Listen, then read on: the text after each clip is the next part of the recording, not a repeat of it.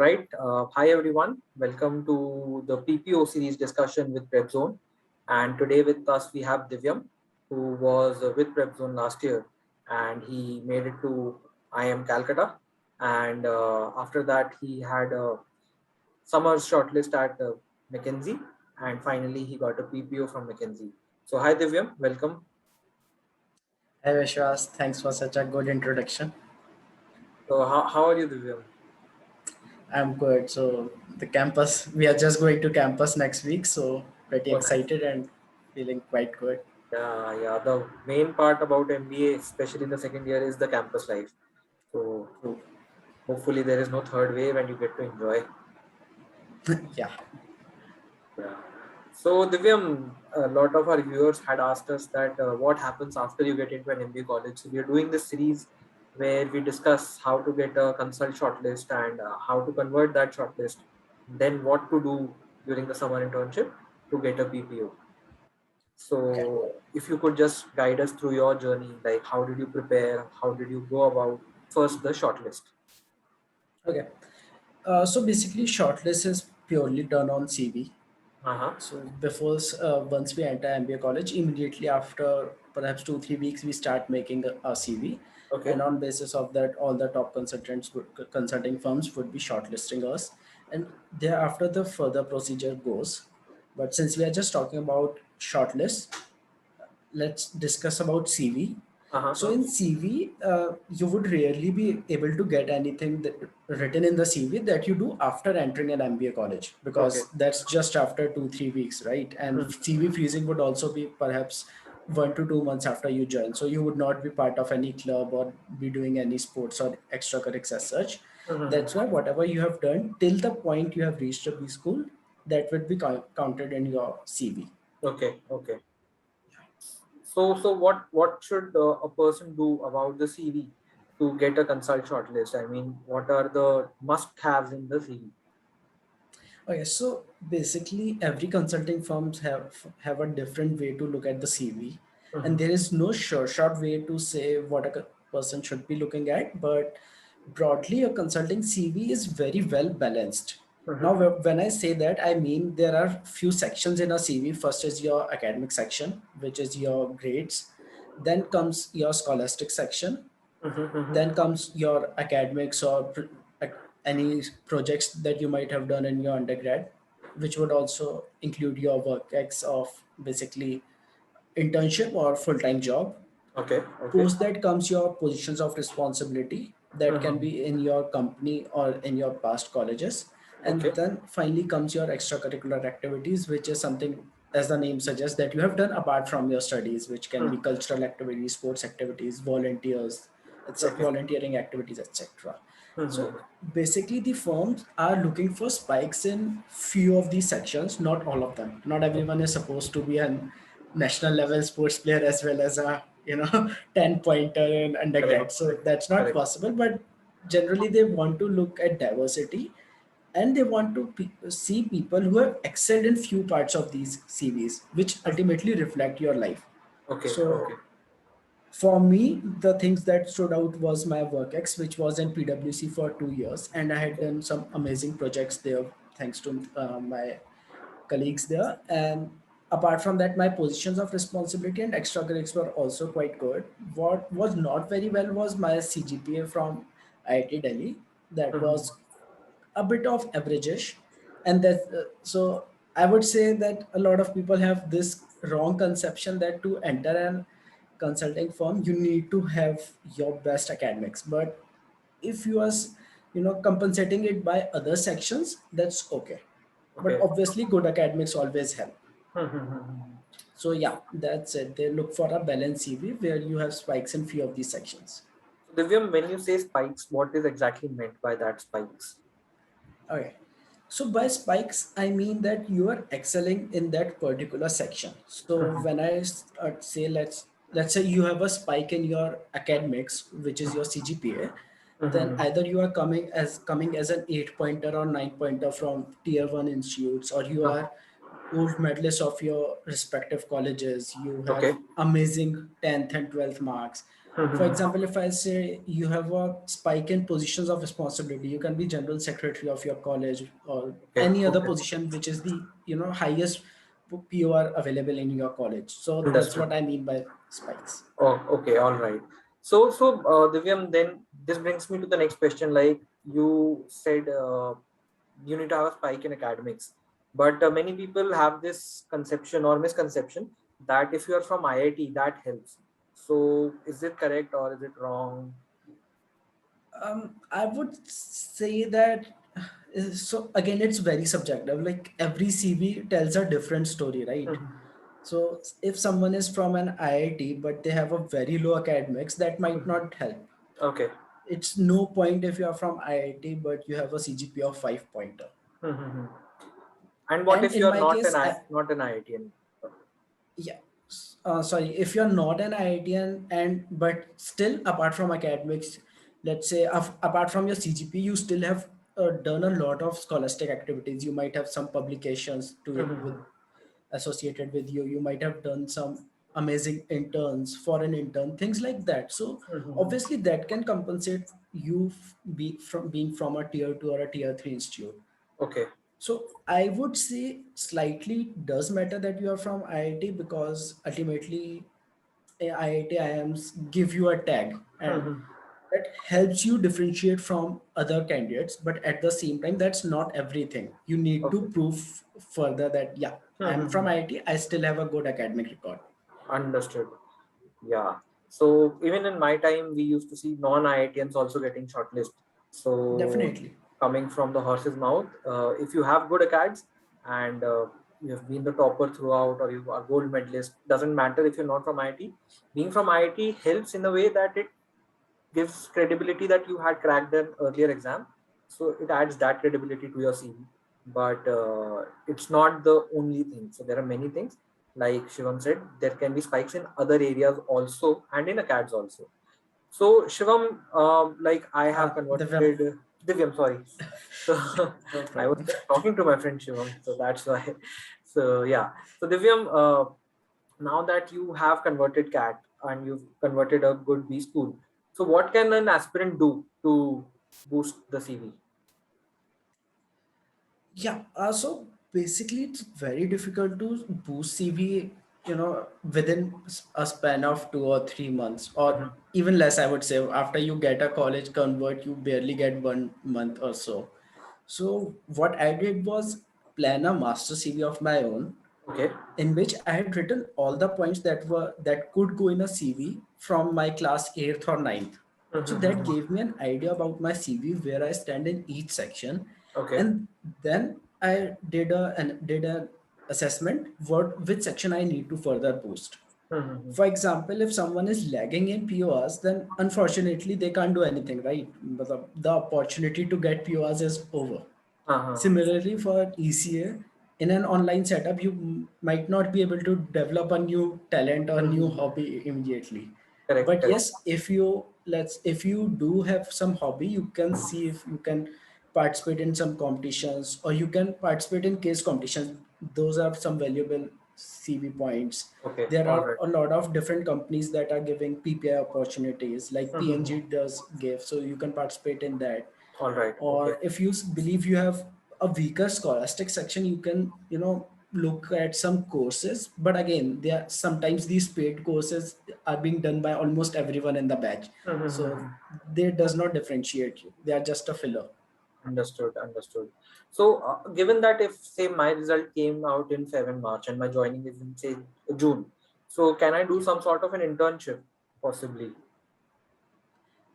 it depends how your CV stands. For example, if you might have done already 2 or 3 internships earlier, Mhm. then then you would have to think on your own whether this internship is adding any extra point to my CV or not. You can't be Mhm. writing 4 interns in a CV, right? So Understood. then you would have to do a qualitative analysis by yourself whether I need to write anything, need to do anything or not. Mhm. So as a matter of fact, someone might even write that they've won lemon spoon competition in fifth class if they don't have anything else. Uh-huh. For someone else, that might be a very absurd point. So Yeah. every CV is different, and you need to think whether this point is better than my worst point or not. Mhm.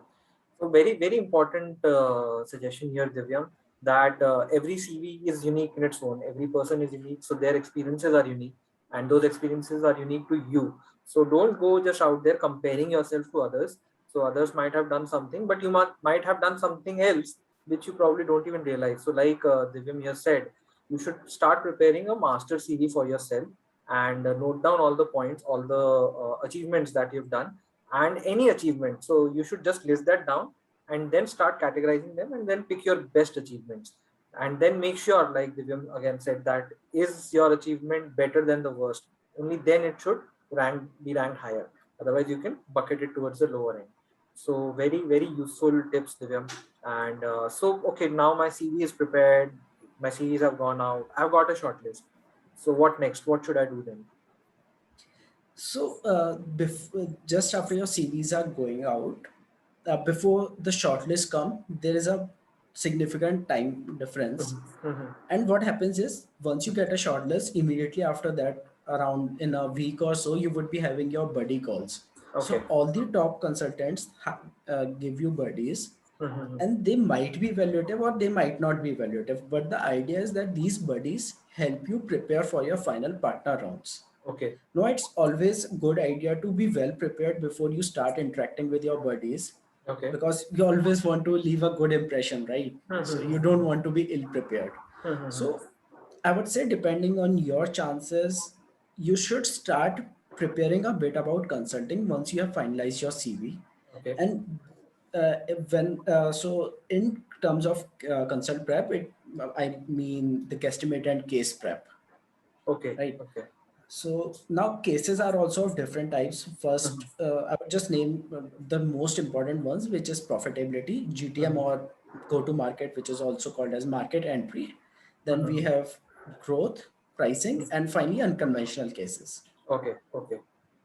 Out of these, most probably you will be asked a guesstimate or a profitability question in your first or a case in your first case round or first interaction session with your buddy. Okay. Most probably, like it's not a fixed thing, but most probably Mhm. it would be a profitability or a guesstimate thing. So Okay. it's a good idea if you are prepared for that before your All first right. week. So during my time, students used to form a lot of groups and they used to prepare in groups for these case studies and guesstimates.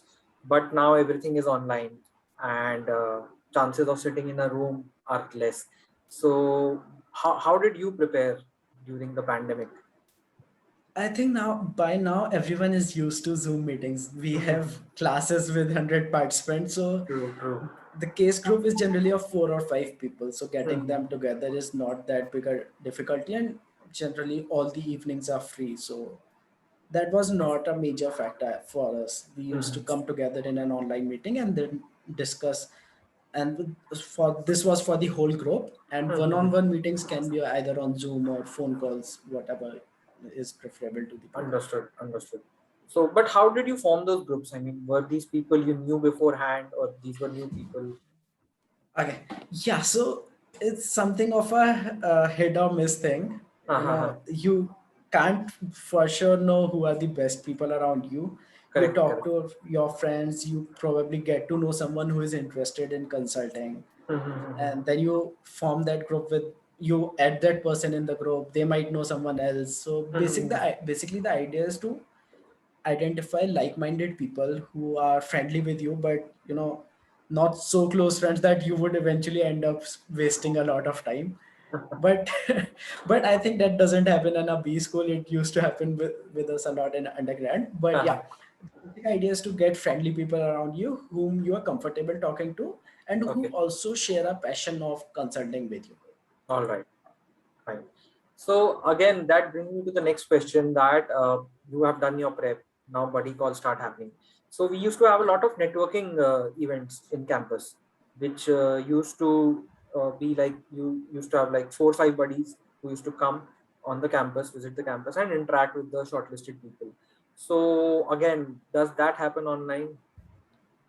It used to happen. It does happen online also, and Okay. weirdly they still call it dinners. Okay. and they send us coupons to order dinner for ourselves. Oh, nice. But yeah, yeah, that still happens online, and the idea is just to get to know more people more, like you get to know the company more and company gets to know you more, and these sessions might be evaluative again or might not be. It depends on each company how they perceive it.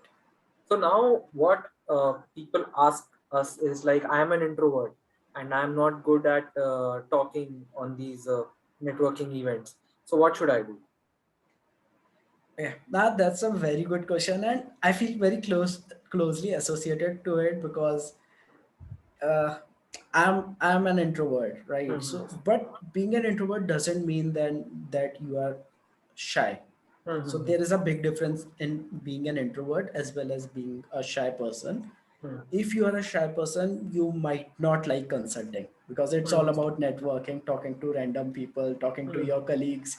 You might be having some expert calls to do, you might be Mm-hmm. interacting with clients. So it's all about talking, right? Okay. So it's a bit difficult for an introvert person, but still manageable. Now the idea is that you have to project yourself, you have to sell yourself, because that's what consultants do, right? It's completely based on human resources, and you sell yourself. That's what you also do in front of clients, and Okay. that's what you do as a candidate also to the consulting Okay. firm. Okay. Understood. So yeah, so the main point of MBA is like getting to know people and selling yourself, not just in consult, but in each and every interview that you give, be it operations, be it marketing, you have to sell yourself. So guys, if you're shy, I think you will have to get out of your cocoon. And like Divyam here said, being shy and being introvert are two different things. So don't let shyness be a hindrance, because in MBA you are out there to interact with people, get to know them, get them to know you. So it's all about that. So okay, so now I am done with the events and all everything. Now comes the D-Day. So any tips and suggestions for the D-Day? Because I have seen many people who had multiple shortlists, they screwed up or they fumbled on the main day and they couldn't get a convert. So what would you suggest? So ultimately, the D-Day is all about confidence and Hmm. believing in yourself. So by the moment D-Day would be happening, you would have interacted with multiple partners or multiple consultants, senior consultants, and done at least 40, 50 cases, Okay. right? And if you are in one of the preference list of a top consulting firm, that means they are interested in you. And now it's up to you whether you screw it or not. Okay. So Okay. the idea is to understand that they like you, and that's why you are sitting here, and having that confidence in oneself that no, we can achieve it, whatever the situation is. And ultimately, partners are barely 10 years, 15 years senior to us. Nothing, not too old, and they are very fun people to work with. So it's just that name is too horrifying to few people, and that's why they put extra stress on oneself. Yeah, yeah, yeah. So that's what many people who converted the interviews used to tell us, that it's you who are guiding the interview. So it totally depends on you. And that's what we tell B school aspirants as well, that whatever you say will be used. And if you don't say anything, there's nothing to project. Or if you say incorrect things, then that will work against you. So keep a calm mind and just go with the flow and understand. So just don't be nervous and don't jump the gun. So I think that holds true And for a yeah, consult interview also. just to add one point here, they would be definitely easier than our B school interviews, where the Oh, profs used to ask us random questions and we okay. used to answer it. At least Or here we will have an opportunity to guide the interviewer. perfect. So guys, if you have cracked a B school, I think you know what the grill is. So you're better prepared now to give a consult interview and take it from Divyam. So so Divyam, like, okay, now I have got the shortlist, I have converted it. I still have some months before the summers or the internship starts. So what should I do in this time frame? Yeah, so being very specific about what you can do as a consulting intern or a person who is going to do consulting, there are not a lot of technical skills that you can acquire, because consulting as a domain requires just technical skills of Excel and PPT, which I guess everyone knows when they enter a B school, right? So that's not a big difficulty. But just in case you are not very familiar with Excel, you don't know what pivot tables are or what VLOOKUP is, you're Mm-hmm. not comfortable using long formulas in an Mm-hmm. Excel, I would suggest take up some online course, practice that, because that's like the bread and butter of a consultant. Okay. And again, for PPT, PowerPoints, I don't think any online course helps that much as a real life experience helps. And a Mm-hmm. lot of people join consulting firms as a fresher. So when Mm-hmm. I joined PwC, I also didn't know much about PowerPoints. And you Mm-hmm. learn once you are on the job doing, grinding 10, 12 hours a day. Everyone around you is doing similar work. You see Mm-hmm. hundreds of pages or the slides every day. You get used to it. So there's nothing you need to learn beforehand. Okay. And I believe PPTs are something that you'll make in your B school as well, especially in the first year. So that will also sharpen your skills.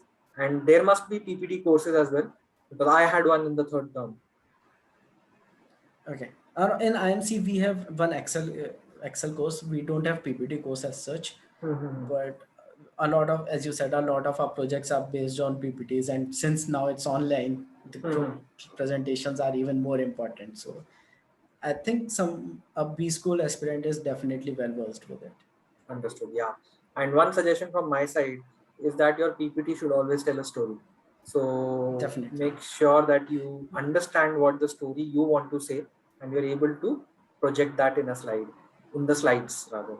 So that is one very important aspect of PPT making. So, and there will be courses. So IMC has one, and if not, you can start right away and take up courses online. One website that I used to use was chandu.org. So it was very helpful. It had good explanations of the formulas. So basic pivots, VLOOKUPs, and HLOOKUPs, and charts, especially charts you should know. So that's very important, and combo charts. So that's some tips from my side. So yeah. So now, okay. So now tell us, what was your internship? What your internship was like? Yeah, so basically my work involved, uh, so I was involved with a client, a digital client or a Mm-hmm. IT service provider. Okay. It's a listed firm. Obviously I can't name the firm, Mm-hmm. but it's one of the biggest firms globally. Okay. And our idea was to increase their revenues per person, or Okay. rather the digital revenue. So there were some services that they do which used to come under digital domain, Mm-hmm. and we had to increase the revenues per person, which is an official term in these clients. So Mm-hmm. we had to increase that. Now Okay. the idea was first to develop a strategy which the team had already developed before I joined, and Mm-hmm. majorly post I joined, the work was to help client implement those strategies that we had Okay. developed. Okay.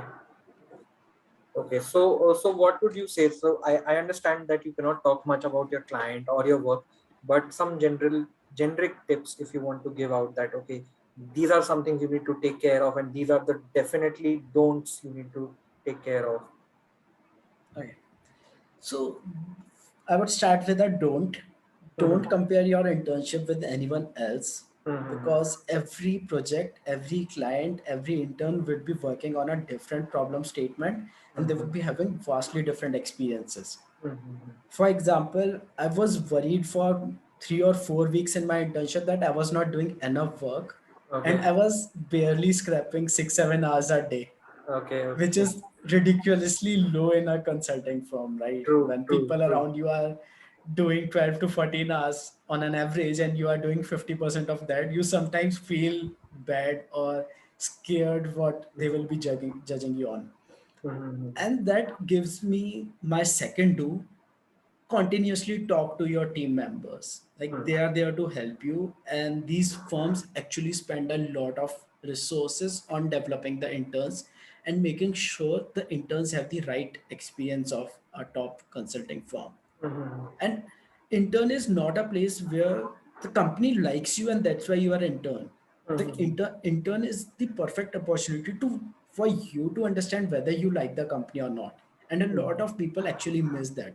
So if you are in a B school, you are capable enough to have multiple opportunities. You can sit in final placement as well and go to some other firm if you don't like the firm where you interned in. But it's important to see whether that firm is the right firm for you or not. Mm-hmm. So I'll take that even one step further. So you need to understand that the firm and then the industry is something you like or not. So the internship Yes. is a 2 month crash course, you can say, which gives you that idea, that flavor, where whether you are a fit or not. So, but given that you've been selected, so understand that you are a fit for the company and for the industry. But it's something that whether you like it or not. So that's that time. So it's not that they're evaluating you, but you are evaluating them as well. So that's very important to keep in mind. And another thing, yeah, go ahead, Divyam. No, please go ahead. Please go ahead. Yeah. So another thing that Divyam said is like keep talking to your teammates because they have been through that grind. They know what you are going through, and they're there to help you.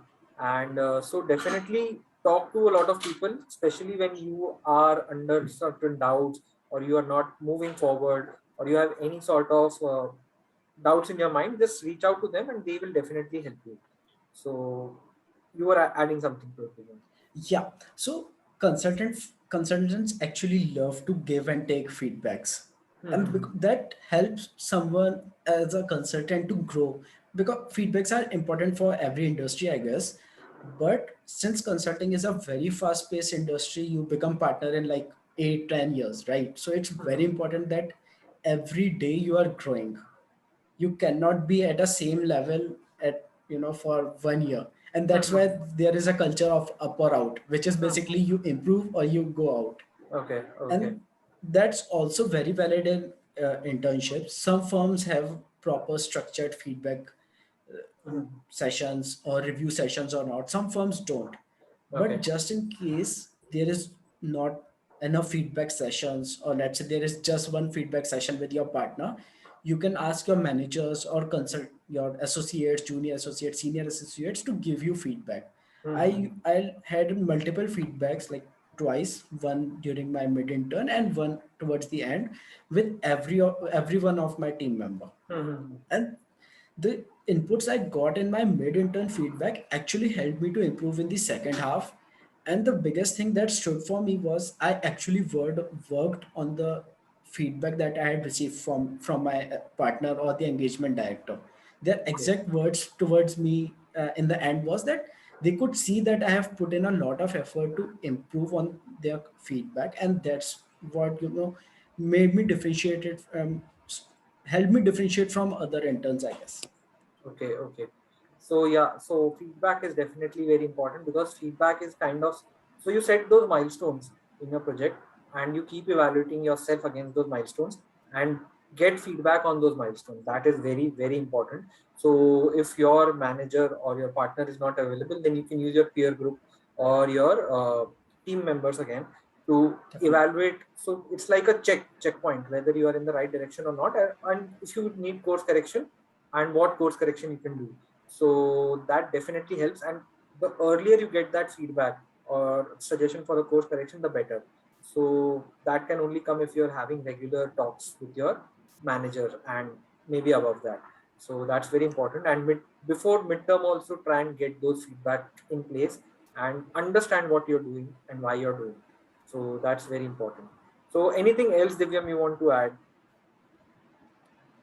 I think that's it. But yeah, I'll just before ending the session, I would also like to add on lines of feedback only, that in case you have any questions, ask in a consulting firm, right? So Hmm. my first manager, you like in my PwC, the manager used to say that it's better to sound like a fool 2 minutes after rather than 2 months later.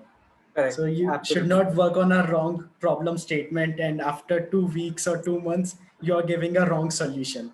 Rather, Absolutely. ask clarifying questions upfront. Yeah, yeah, yeah. And internship is like only 2 months. So you don't Yeah, have time to fuck up. that like So that is really important that you are absolutely clear. And if you have any doubts, you should ask that upfront. If you are feeling shy, just go one to one and ask them. And now everything is online. So you can switch off your camera and ask. So, but yeah, do ask those questions. Otherwise, it will be very difficult to come back and it will be sunk cost. So that efforts would have gone to waste. So better to have your efforts concentrated in the right direction. So Divyam, that was really very helpful, and I hope our viewers can get the most out of this. And next year we also see a lot of more PPOs, especially from McKinsey. definitely. Yeah. So how was the? company experience like? Now, PPO and everything aside, how was the company experience? To be honest, I really liked it. My team was very supportive, and it was so initially it was a bit difficult. I had some family emergency. I had to take 2 to 3 days of off, Hmm. and it sucks when you are just doing an intern for 7 8 weeks. Yeah, yeah, Half a week is still a very big time, and you feel scared because your correct. PPO is online. My co-intern fell sick from COVID, and she had to take 1 week off. Okay, And okay, then my manager was off for like 3 to 4 weeks. okay, okay. But what I realized was once my manager left the project for 3 to 4 weeks because she was seriously sick, everyone stood up. Mm-hmm. Suddenly, my associate started working as a senior Mm-hmm. associate as a manager. So everyone was at that capacity that they could deliver one step up above their payroll, Mm-hmm. I guess. So that stood for me, and they were very supportive. Like they were constantly checking on me, ensuring that I'm doing all right. And since it's online, it's difficult to connect. So we used to have daily morning check-ins whether we are on the right track or not. Partners used to almost every 3 4 days see if we are doing personally all right, if we are having some difficulty apart from work. Mm-hmm. So, and we had 2 or 3 fun evenings, fun Friday evenings. So Mm-hmm. it was very supportive environment. Okay, so yeah, that's really important, and especially in these times when everybody is online and the physical, the face-to-face interaction is not there. So it's really, really important that the company takes extra care of its employees and the And interns. yeah, especially in consulting when you are working 60 to 70 hours a week with 3 or 4 people, which is basically your team. Mm-hmm. You can't say that this is my work. I would sustain however bad people those are, because 60 to 70 hours a week matters a lot.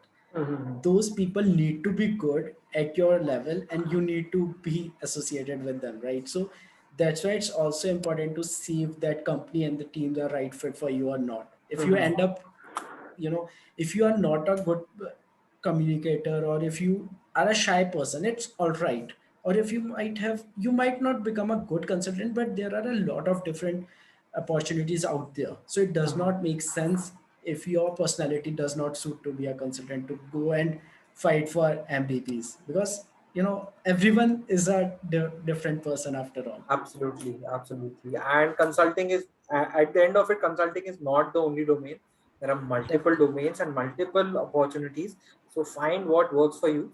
If it's consulting, good. If it's marketing, good. Whatever works for you. So that's really important. Don't just be under peer pressure that all my friends are in getting into consulting, so I also need to get into consulting. In fact, I had a friend who was shortlisted for consulting, but she went into finance because that's what interested her.